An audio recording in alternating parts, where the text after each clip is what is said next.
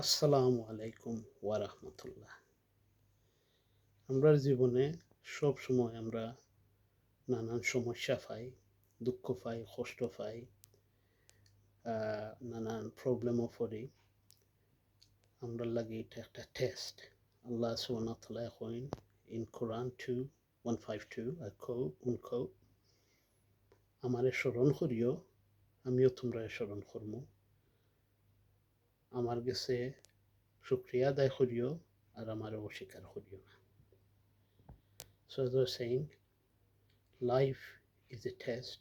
Through our lives, every single one of us will face tests.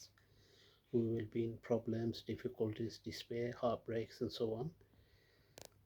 Our Creator Allah subhanahu wa ta'ala says in Quran 2:152, and remember me, I will remember you, and be grateful to me, and do not deny me.